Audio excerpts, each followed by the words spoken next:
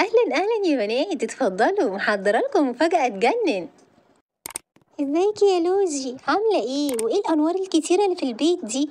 فرحينا بسرعة، قولي ايه اللي حصل. هي دي المفاجأة، خطوبتي النهاردة بالليل. ايه بتقولي ايه؟ انتي اكيد بتهزري يا بنتي، خطوبة ايه؟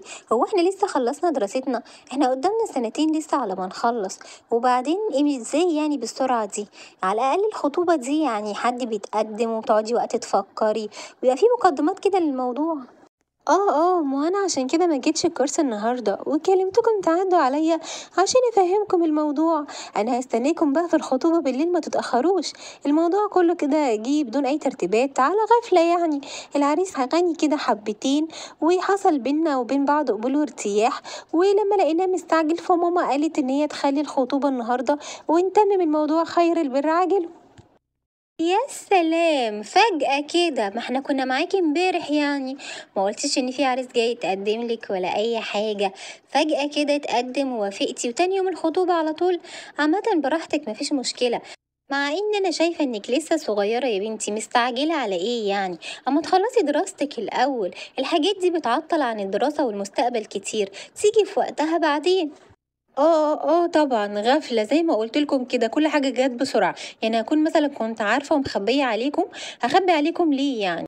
بُصّي يا لوجي، ده مستقبلِك وأنتِ حرة فيه براحتك. إحنا نصحناكِ، عايزة تاخدي بالنصيحة خدي، مش عايزة أنتِ حرة. إحنا مضطرين نمشي دلوقتي، اتأخرنا على الكورس كتير، مش عايزين حاجة تفوتنا، وأنتِ عارفة بقى إن الامتحانات خلاص قربت. هنبقى نشوفِك بقى في الخطوبة بالليل. يلا باي. لوجي حبيبتي، انا كنت سامعه صوت صحابك هنا. مالك؟ في ايه؟ وشك مقلوب ليه؟ ايه اللي حصل؟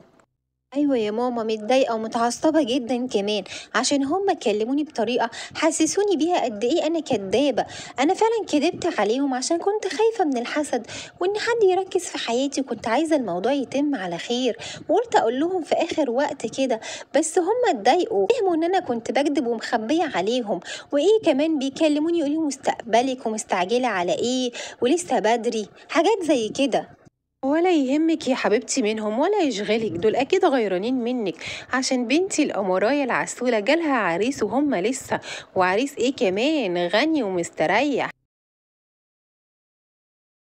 اليوم النهاردة كان تحفة يا علي، يلا بقى ناخد صور سيلفي مع بعض عشان انزلها بكرة على كل تطبيقات السوشيال ميديا بتاعتي، عشان كله يعرف ان احنا اتخطبنا خلاص. طبعًا يا حبيبتي، كان يوم جميل أوي، وأنا كمان هانزّل كل الصور عندي. حبايبي القمرات، احلى عرسان في الدنيا. ليلتكم كانت زي القمر، احلى خطوبة شفتها في حياتي. كل المعازيم ما شالوش عينيهم من عليكم، من حلاوتكم وجمالكم. بس معلش كده يا علوة يا حبيبي، سؤال كده لا مؤاخذة، هو انت جايب البدلة دي منين يا حبيبي؟ بدلة عجيبة قوي، فكرتني ببدلة احمد حلمي في فيلم بلبل حيران، لما كانوا ملبسينه البدلة غصب عنه. ايه يا حبيبي اللي انت عامله في نفسك ده؟ إيه؟ بدلة بلبل حيران؟ والله ضحكتيني يا حماتي. يا حماتي أنا لابس اللبس ده عن قصد، وقُلت للوجي تلبس هي كمان لبس كده شبه لبس الهنود، ده اسمه لبس الترند يعني، أي حاجة غريبة كده أو مختلفة عشان نلفت نظر الناس وتطلع ترند يعني. حبيبتي يا لوجي، مش مصدقة ان اخيرا هفرح بيكي واطمن عليكي من بعد وفاة باباكي، وانا كنت قلقانة عليكي قوي.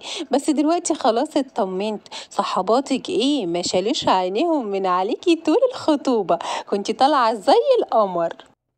ايوه يا ماما، عندك حق، اخدت بالي. وعشان كده يلا نتصور مع بعض السيلفي عشان انزلها بكرة على كل تطبيقات السوشيال ميديا بتاعتي.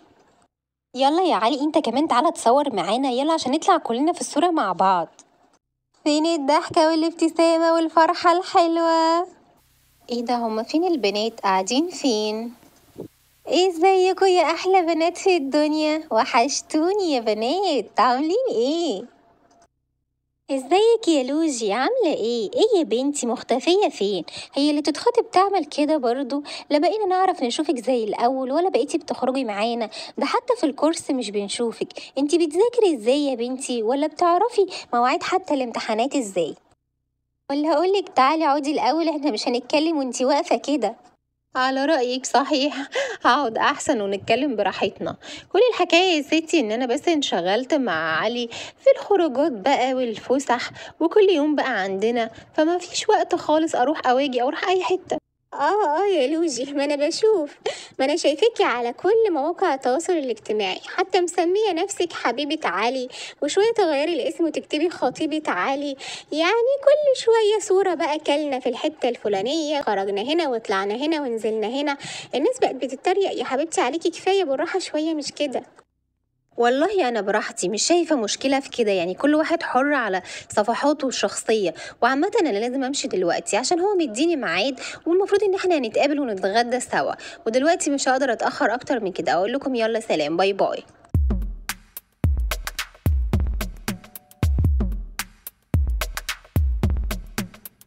مالك يا لوجي، في ايه؟ قلبة وشك ليه وداخلة متعصبة كده؟ ايه اللي جرى معاكي يا بنتي؟ ايه اللي حصل؟ قابلت صاحباتي يا ماما، وكانوا بيلوموني ان انا مش بقابلهم، وبيقولوا لي انتي مختفية كل ده ليه، وبيتريقوا عليا كمان على الصور اللي انا بنزلها كل شوية على الصفحات بتاعتي وعلى الكلام اللي انا بكتبه. حبيبتي دول اكيد غيرانين منك، وانا قلتلك قبل كده كذا مرة ما يهمكيش من كلامهم. علي وصل يا ماما، افتحي له الباب. حاضر يا حبيبتي، اتفضل يا علوة. تعالى يا علي حبيبي ادخل. ازيك يا حماتي عاملة ايه؟ وازيك يا لوجي؟ ايه ده؟ مالك يا لوجي؟ مالها يا حماتي؟ فيها ايه؟ وشها متغير كده، حاسسها متضايقة من حاجة. لا لا لا خالص يا علي، بالعكس انا لما شفتك حسيت ان انا مبسوطة جدا، ولا اي حاجة مضايقاني. ربنا يسعدكم يا حبايبي ويخليكم لبعض، ويبعد عنكم الحسد والعين الوحشة. اتفضل يا علوة يا حبيبي ادخل، مش هنفضل واقفين على الباب كده. إيه صحيح يا حماتي، اللي انتي يا حبيبتي عاملة لنا ايه على الغدا النهاردة؟ إيه وحشني طعم اكلك الجميل. ايه وحشك؟ هو بيلحق يوحشك يا حبيبي ازاي وانت بتاكله كل يوم؟ بس مش مشكلة، يعني انا لسه ما عملتش الغدا. تحبي يا حبيبي اطلب لك دليفري من بره؟ لا لا لا يا ماما، احنا هنخرج نتغدى بره. علي كان مكلمني وقايل ان هو عازمني اصلا على الغدا بره. ولا ايه يا علي، انت نسيت ولا ايه؟ يلا يلا بسرعة بقى عشان ما نتأخرش.